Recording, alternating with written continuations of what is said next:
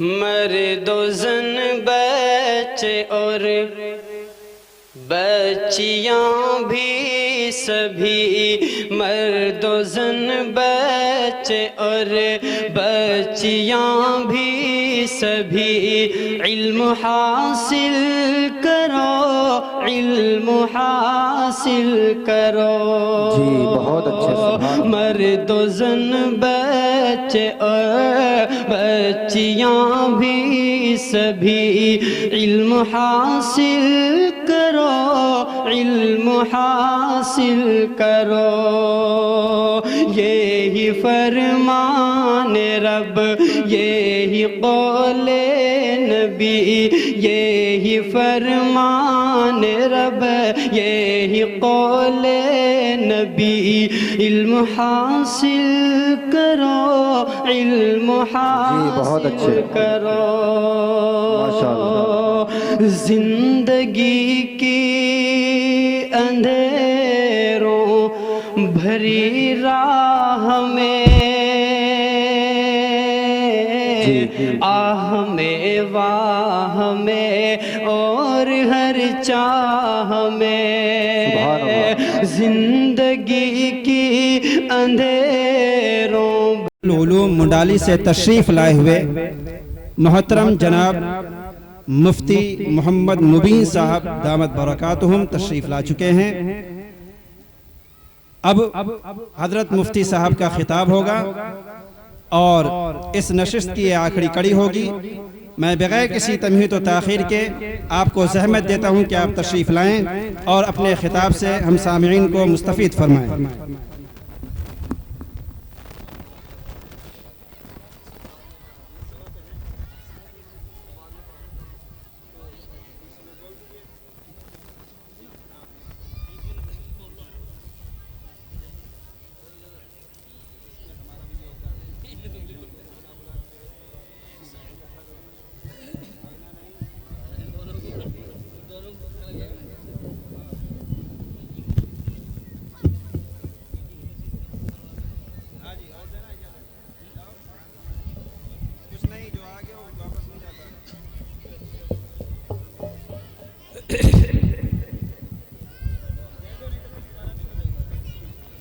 الحمد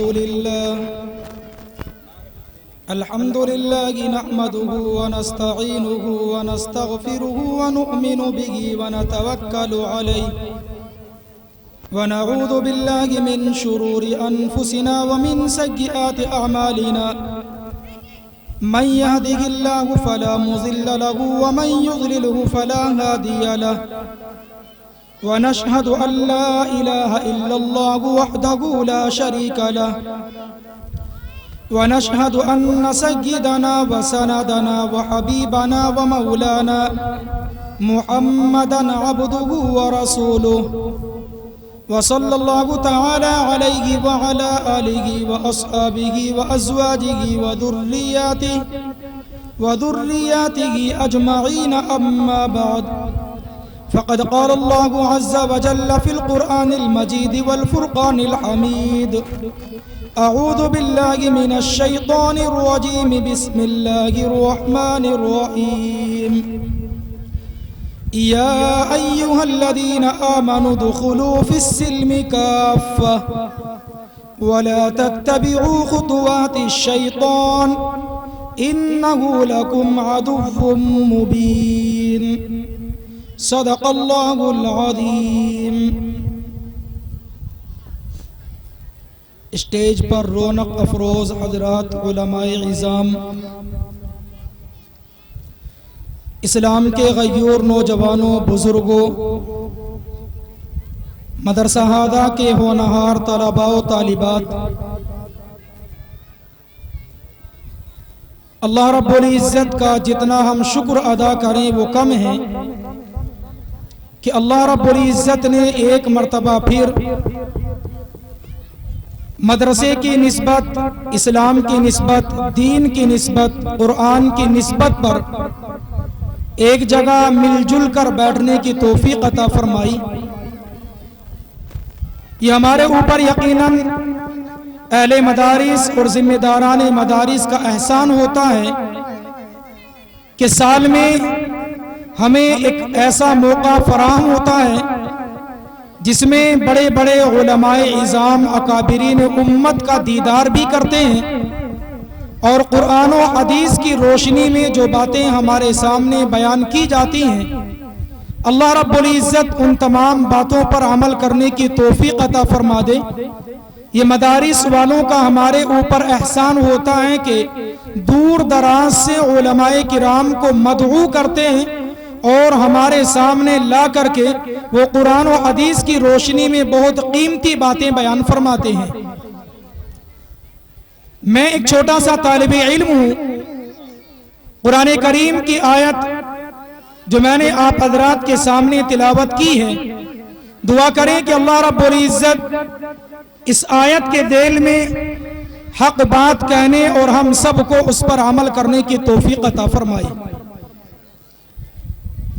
قرآن کریم کی اس آیت میں اللہ رب العزت نے ان لوگوں کو مخاطب فرمایا جو ایمان کے اندر داخل ہوئے، جنہوں نے اللہ کو اپنا رب تسلیم کیا، جنہوں نے قرآن کریم کو اللہ کی کتاب مانا، جنہوں نے اللہ کے انبیاء علیہم السلام کو نبی تسلیم کیا، جو آخرت کے اوپر بھی یقین رکھتے ہیں، جزا اور سزا کو بھی مانتے ہیں، جن کو صاحب ایمان کہا جاتا ہے۔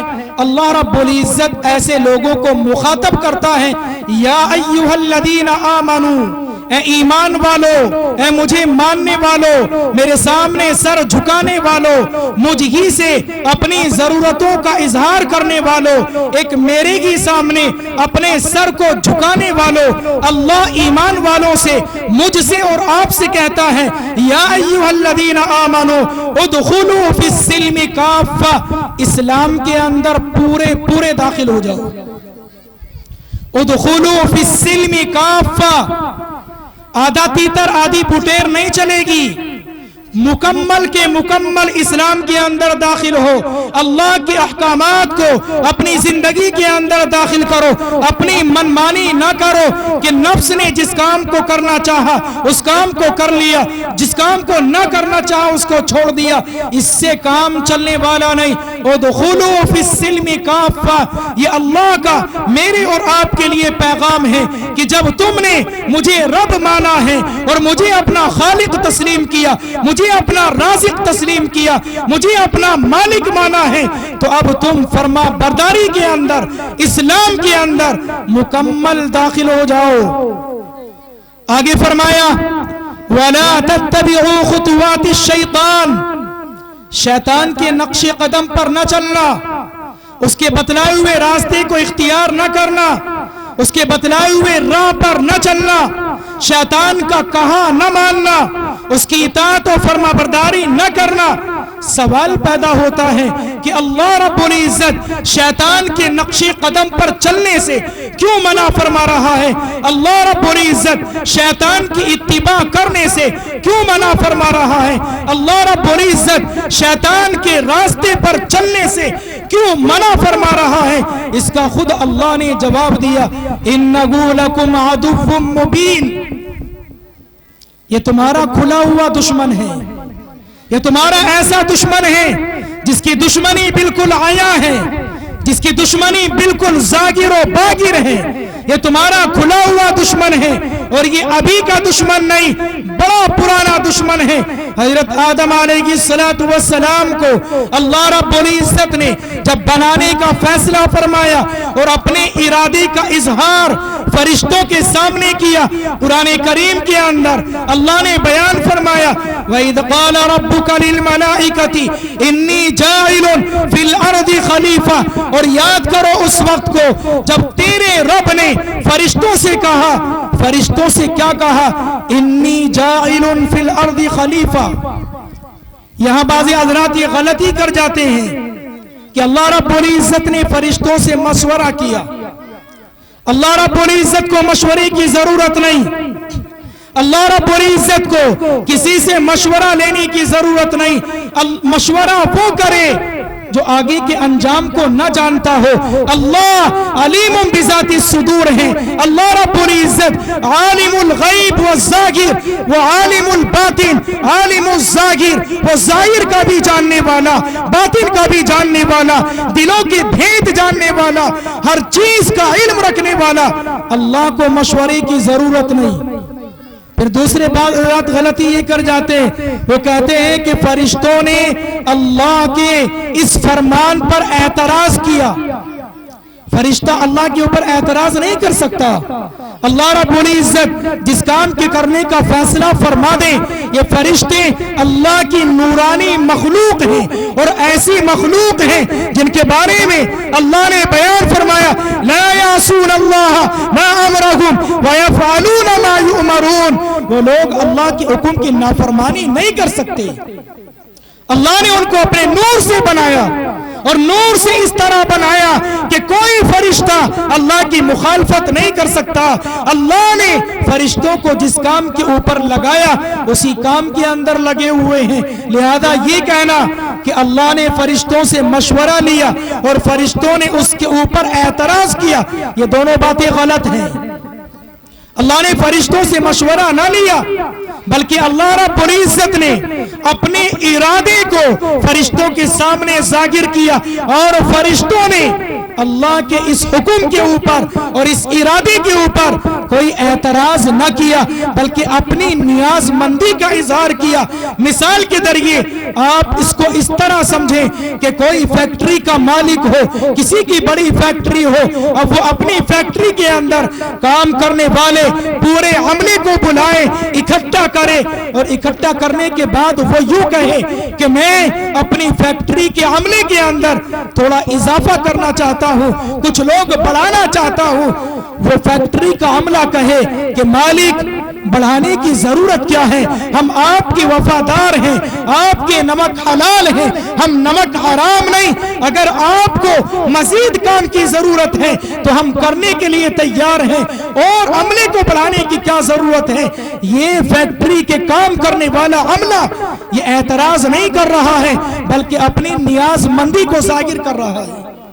इसी तरह फरिश्तों ने अपनी नियाजमंदी का इजहार किया और फरमाया, नहनु नुसब्बिहु बिहम्दिका व नुक़द्दिसु लक। ऐ हमारे रब, आपकी तस्बीह और तक़दीस बयान करने के लिए हम काफी हैं, हम हर वक्त तेरी तारीफ करते हैं। एक जमात फरिश्तों की जो 24 घंटे हालत क़ियाम में, एक जमात जो 24 घंटे हालत रुकू में, एक जमात फरिश्तों की जो 24 घंटे हालत सजदा में है, कोई अल्लाह का जिक्र कर रहा है, अल्लाह की तस्बीह और तक़दीस बयान फरमा रहे हैं। तो फरिश्तों ने कहा, नहनु नुसब्बिहु बिहम्दिका व नुक़द्दिसु लक।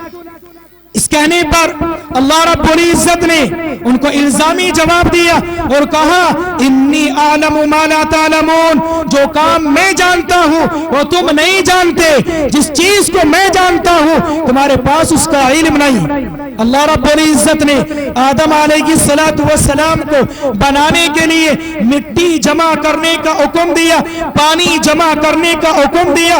मुख्तलिफ किस्म की मिट्टियों को और मुख्तलिफ किस्म के पानियों को एक जगह पर जमा किया गया। आपने देखा होगा किसी खेत के अंदर मिट्टी सुर्ख होती है, किसी खेत की मिट्टी सफेद होती है, किसी खेत की मिट्टी काली होती है। इसी तरह पानी, कहीं का पानी मीठा होता है, कहीं का पानी खारा होता है और कहीं का पानी कड़वा होता है। हम इंसानों के जब हालात को देखते हैं, एक इंसान उसका मिजाज कड़वा है, एक इंसान उसका मिजाज मीठा है, एक इंसान उसके अंदर सख्ती है, एक इंसान उसके अंदर नरमी है। ये उसी का नतीजा है कि अल्लाह रब्बुल इज्जत ने मुख्तलिफ किस्मों की मिट्टी को और मुख्तलिफ किस्म के पानियों को जमा किया और जमा करने के बाद खमीर तैयार किया और खमीर तैयार करने के बाद अल्लाह रब्बुल इज्जत ने आदम अलैहिस्सलातु वस्सलाम का पुतला बना दिया। जब अल्लाह रब्बुल इज्जत ने फरिश्तों के सामने آدم کو اپنا خلیفہ اور نائب بنانے کا اظہار کیا۔ مفسر علام اور مشہور مفسر علامہ سیوطی رحمت اللہ علیہ فرماتے ہیں کہ تمام کے تمام فرشتے آپس میں سرگوشی کرنے لگے۔ کون تھے؟ جبرائیل بھی ہیں، میکائیل بھی ہیں، اسرائیل بھی ہیں، اسرافیل بھی ہیں، اور تمام فرشتے ہیں، وہ آپس میں سرگوشی کرنے لگے کہ اللہ رب العزت جس مخلوق کو پیدا کرنا چاہتے ہیں وہ مخلوق ہم سے زیادہ علم والی نہیں ہوگی۔ ہم نے اللہ کی قدرت کو دیکھا ہے، اللہ کے عجائبات کا نظارہ کیا ہے، وہ فرشی مخلوق ہوگی، وہ عرضی مخلوق ہوگی، وہ زمینی مخلوق ہوگی، اس کا علم ہم سے بڑا نہیں ہو سکتا۔ دوسری سرگوشی انہوں نے کی کہ وہ ہم سے زیادہ مکرم نہیں ہو سکتے، ہمیں اللہ نے پہلے بنایا، ہمارا وجود پہلے بنا، وہ بعد میں بنیں گے، وہ ہم سے زیادہ مکرم نہیں ہو سکتے۔ اللہ رب العزت نے آدم علیہ السلام کا پتلا بنایا اور پھر ایک وقت آیا کہ اس کے اندر روح ڈالی۔ آدم علیہ السلام انسانی شکل میں تیار ہو گئے، خون گردش کرنے لگا، بالکل صحیح سالم آدم علیہ السلام بن گئے۔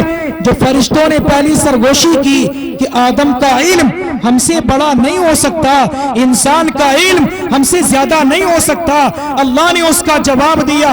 قرآن نے اعلان فرمایا وَعَلَّمَ آدَمَ الْأَسْمَاءُ كُلَّهَا ثُمَّ عَرَضَهُمْ عَلَى الْمَلَائِكَةِ فَقَالَ أَنْبِئُونِي بِأَسْمَاءِ هَؤُلَاءِ إِن كُنتُمْ صَادِقِينَ۔ اللہ رب العزت نے آدم علیہ السلام کو تمام چیزوں کا علم دے دیا۔ جو چیزیں استعمال میں آتی ہیں، جو چیزیں استعمال میں اب سے بعد آ سکتی ہیں، ان تمام چیزوں کو سکھلا دیا۔ چمچ کیا ہوتی ہے، پلیٹ کیا ہوتی ہے، اور گلاس کیا ہوتا ہے، یہ تمام کی تمام چیزیں اللہ نے آدم کو سکھلائی۔ اور سکھلانے کے بعد فرشتوں سے کہا انبئونی باسماء ہؤلاء، ان چیزوں کے نام بتلاؤ۔ فرشتوں نے کہا قالوا سبحانک لا علم لنا الا ما علمتنا، فرشتوں نے کہا آپ کی ذات پاک ہے، ہمارے پاس صرف اتنا علم ہے جو آپ نے ہمیں دیا، اس کے علاوہ ہمارے پاس کوئی علم نہیں۔ فرشتوں نے تو یہ چیزیں دیکھی نہیں، انہیں کہاں سے معلوم ہوگا؟ چمچ، پلیٹ، کٹوری، فرشتوں کو کہاں سے علم ہوگا؟ فرشتوں نے کہا کہ اے اللہ ہم ان چیزوں کو نہیں جانتے۔ اللہ رب العزت نے آدم علیہ السلام سے مخاطب ہو کر فرمایا کہ اے آدم تم بتلاؤ۔ فرشتوں کے سامنے، اللہ رب العزت کے سامنے آدم نے تمام چیزوں کے نام گنوا دیے۔ اللہ رب العزت نے فرمایا میں نے تم سے پہلے ہی کہا تھا کہ جو چیز میں جانتا ہوں وہ تم نہیں جانتے۔ یہاں اللہ رب العزت نے فرشتوں کی اس سرگوشی کو ناکام ثابت کیا کہ تمہارے ذہن میں یہ بات تھی کہ انسان کا علم ہمارے علم سے اوپر نہیں ہو سکتا، دیکھو میں نے آدم کو بنایا اور اس کا علم تمہارے علم سے اوپر ہے۔ دوسرا، فرشتوں نے سرگوشی کی تھی کہ ہم مکرم ہیں، ہم باعزت ہیں، ہم سے زیادہ انسان مکرم نہیں ہو سکتا۔ اللہ رب العزت نے تمام فرشتوں کو حکم دیا اسجدوا لآدم، آدم کو سجدہ کرو۔ فسجد الملائکۃ کلھم، تمام فرشتوں نے سجدہ کیا۔ یہ سجدہ کون سا تھا اس تفصیل میں نہ جا کر کے تمام فرشتوں نے آدم کے سامنے سجدہ کیا۔ یہاں اللہ رب العزت نے آدم کی تکریم و تعظیم کو بڑھا دیا۔ تمام فرشتوں نے سجدہ کیا الا ابلیس، سوائے ابلیس کے۔ یہ ابلیس بھی جس کو اللہ نے آگ سے پیدا کیا، فرشتوں کے ساتھ رہا کرتا تھا، لیکن سجدہ کرنے سے انکار کر دیا اور اس نے کہا خلقتنی من نار وخلقتہ من طین، اے اللہ تو نے مجھے آگ سے بنایا اور اسے مٹی سے بنایا، میں بڑا ہوں، میری عزت زیادہ ہے، میں اس سے مکرم ہوں، بڑا چھوٹے کو سجدہ نہیں کر سکتا۔ جب اس نے یہ کہا تو اللہ رب العزت نے ابلیس کو رامدائے درگاہ کر دیا، ابلیس کو وہاں سے ملعون قرار دیا گیا۔ آدم کو سجدہ نہ کرنے کی بنا پر یہاں سے ابلیس کے ذہن کے اندر آدم کی دشمنی پیدا ہوئی، میری اور آپ کی دشمنی پیدا ہوئی۔ یہ دشمنی آج کی دشمنی نہیں، بڑی قدیم دشمنی ہے۔ اللہ رب العزت نے فرمایا وَلَا تَتَّبِعُوا خُطُوَاتِ الشَّيْطَانِ، اے لوگو، اے ایمان والو، شیطان کے نقش قدم پر نہ چلنا، إِنَّهُ لَكُمْ عَدُوٌّ مُّبِينٌ، وہ تمہارا بڑا دشمن ہے۔ لیکن بعض مرتبہ شیطان ایسا کام کرتا ہے، بظاہر ایسا لگتا ہے کہ یہ کام صحیح ہے، بظاہر ایسا معلوم ہوتا ہے۔ اسی کا ایک واقعہ ہے، حضرت معاویہ رضی اللہ تعالی، فجر کی نماز کا وقت قریب ہے، حضرت معاویہ سوئے ہوئے ہیں، شیطان ابلیس آیا اور آ کر کے معاویہ کو اٹھایا اور کہا کہ معاویہ بیدار ہو جاؤ، نماز فجر کا وقت ہو گیا۔ حضرت معاویہ رضی اللہ تعالی بیدار ہوئے، دیکھا مجھے اٹھانے کے لیے کون آیا، دروازہ بند ہے، میری خلوتگاہ کے اندر کون آ سکتا ہے؟ ابلیس سے پوچھا تم کون ہو، کیوں مجھے اٹھانے کے لیے آئے ہو؟ ابلیس کہنے لگا سوال و جواب کا وقت نہیں، نماز فجر کا وقت قریب ہے، نماز پڑھ لو ورنہ تمہاری نماز قضا ہو جائے گی۔ معاویہ کہنے لگے نماز تو پڑھوں گا، اللہ کا حکم تو پورا کروں گا، لیکن پہلے تمہیں یہ بتلانا ہوگا تم کون ہو، کہاں سے آئے ہو، کیوں مجھے اٹھایا ہے؟ اب یہ مجبور ہوا، اس نے کہا کہ میں ابلیس ہوں اور تمہیں نماز فجر کے لیے اٹھانے کے لیے آیا ہوں۔ حضرت معاویہ ہکے بکے رہ گئے کہ ابلیس اور ہمارا دشمن، دین کا دشمن، اسلام کا دشمن، قرآن کا دشمن، جو یہ چاہے پوری انسانیت تباہ و برباد ہو جائے، پوری انسانیت جہنم کے اندر چلی جائے، اور وہ ابلیس مجھے نماز فجر کے لیے اٹھانے کے لیے آئے، یہ بات ہضم نہیں ہوتی۔ حضرت معاویہ نے کہا کہ تو ابلیس ہے، تیرا کام تو یہ ہے، کوئی آدمی فجر کے وقت وہ بیدار ہونا بھی چاہے تو اس کو تھپ تھپاتا ہے، تو اس کو سناتا ہے۔ آپ نے بھی دیکھا ہوگا جب فجر کی نماز کا وقت ہوتا ہے اس وقت میں بڑی گہری نیند کا اثر ہوتا ہے، یہ شیطان کا اثر ہوتا ہے، شیطان اس کو تھپ تھپاتا ہے، سنانے کی کوشش کرتا ہے۔ حضرت معاویہ نے کہا ابلیس تیرا کام تو سنانے کا تھا، تو مجھے اٹھانے کے لیے کیوں آیا؟ وہ ابلیس کہنے لگا معاویہ میں جانتا ہوں میرا کام سنانے کا ہے، لیکن میں تجھے اٹھا کر کے ایک بڑا کام کر رہا ہوں۔ کیا کام کر رہی ہو؟ میں یہ کام کر رہا ہوں، اگر تم سوتے رہتے، اگر تم نماز فجر نہ پڑھتے، تمہاری نماز قضا ہو جاتی، تم اپنی اس نماز کو ادا کر لیتے، قضا پڑھ لیتے، نماز تمہارے ذمے سے اتر جاتی، اللہ کا فریضہ، اللہ کا حکم مکمل ہو جاتا۔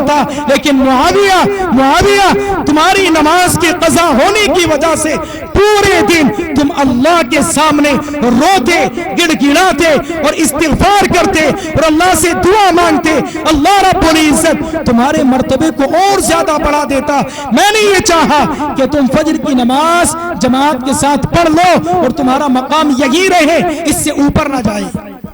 یا ایک بات اور ذہن میں رکھیں، کوئی آدمی رات کو سوئے، صبح فجر کی نماز کے وقت اٹھنے کا مکمل ارادہ اور اس نے اٹھنے کے انتظامات بھی کیے، موبائل تھا، الارم لگایا، قریب کوئی تھا، اس سے کہا کہ مجھے اٹھا دینا، لیکن اس کے باوجود انتظامات کرنے کے باوجود فجر کی نماز کے وقت اگر اس کی آنکھ نہ کھلی، نماز اس کی قضا ہو گئی، تو اللہ کی جانب، اللہ کے یہاں یہ بندہ باغی نہیں، یہ بندہ مجرم نہیں، یہ اللہ کا نافرمان بندہ نہیں۔ ایک حدیث کے اندر اللہ کے نبی ارشاد فرماتے ہیں رفع القلم عن ثلاث، تین بندوں سے اللہ نے قلم کو اٹھا لیا، یعنی ان سے مواخذہ نہیں ہوگا۔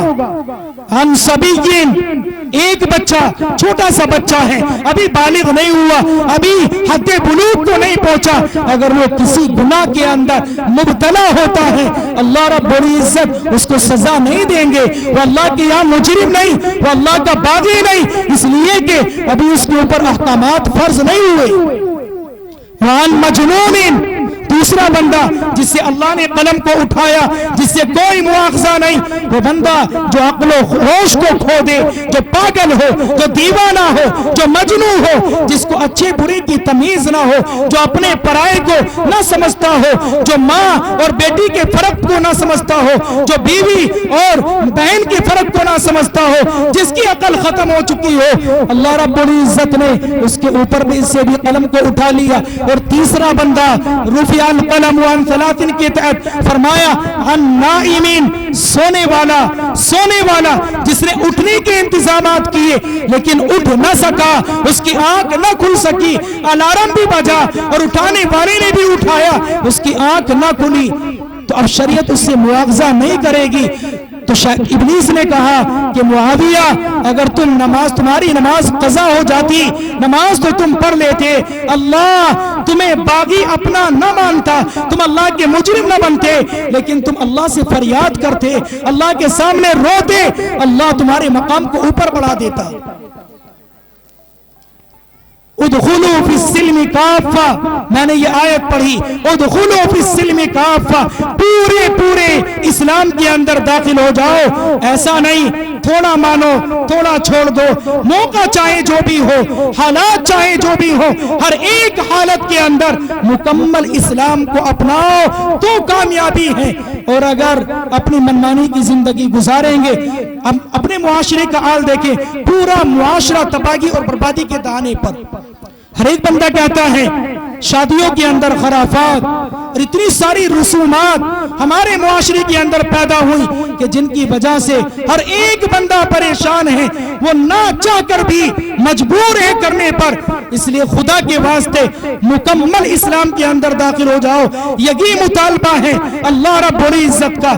ایسا نہیں دل میں آیا فجر کی نماز پڑھ لی، ظہر کو چھوڑ دیا، عصر کی پڑھ لی، مغرب کو چھوڑ دیا، عشاء کی پڑھ لی، فجر کو چھوڑ دیا۔ ایسا نہیں دل نے چاہا زکوٰۃ دے دی، نہ چاہا چھوڑ دیا، دل نے چاہا روزہ رکھا اور نہ چاہا تو چھوڑ دیا، یہ نہیں۔ ادخلوا فی السلم کافہ، اسلام کے اندر مکمل طور پر داخل ہو جاؤ۔ اس آیت کو اللہ رب العزت نے، حضرت علامہ سیوطی رحمت اللہ علیہ فرماتے ہیں کہ اس آیت کو اتارا تو تھا شان نزول اور شان ورود کے متعلق، اللہ رب العزت نے اس آیت کو جو اتارا اس کا شان نزول یہ ہے کہ کچھ صحابہ ہیں وہ ایمان کے اندر داخل ہوئے، پہلے یہودی تھے اور یہود کے اندر معظم دن ہفتے کا دن سمجھا جاتا ہے، نصارہ اتوار کے دن کو معظم سمجھتے ہیں اور مسلمان جمعے کے دن کو معظم سمجھتے ہیں، ہنود یہ منگل کے دن کو معظم سمجھتے ہیں۔ وہ ایمان کے اندر داخل ہوئے اور دل کے اندر یہ آیا چلو جمعے کا دن بھی فضیلت والا، لیکن جو ہمارا پرانا دن چلا آ رہا ہے یعنی ہفتے کا دن جس کو ہم باعث عزت سمجھتے ہیں، ہم ہفتے کے دن کو بھی مکرم سمجھیں گے۔ اللہ رب العزت نے فرمایا کہ نہیں، ایسا نہیں چلے گا۔ ادخلوا فی السلم کافہ، اسلام کے اندر پورے داخل ہو جاؤ، ہر ایک حکم کو مانو۔ اللہ رب العزت نے جتنے احکامات میرے اور آپ کے اوپر فرض کیے، ہر ایک حکم کو پر عمل کرنے کی کوشش کریں۔ دعا کریں کہ اللہ رب العزت اپنی رضا نصیب فرما دے، تمام احکامات کے اوپر عمل کرنے کی مجھے اور آپ کو توفیق عطا فرمائے۔ وآخر دعوانا ان الحمدللہ رب العالمین۔